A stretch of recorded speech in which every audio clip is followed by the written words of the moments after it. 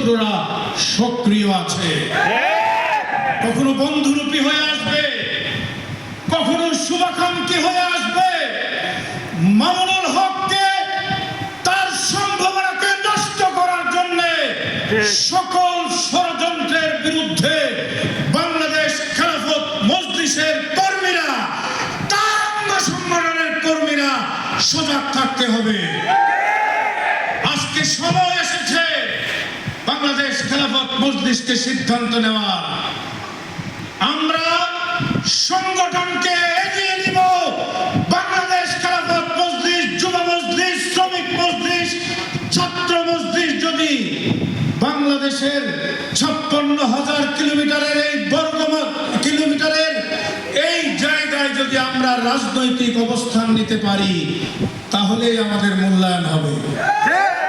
তাই আসুন বাংলাদেশ খেলাফত মজলিসের এই কাজকে, শ্রমিক মজলিসের এই কাজকে আমরা বেগবান করি। আল্লাহ আমাদের সহায় হবে।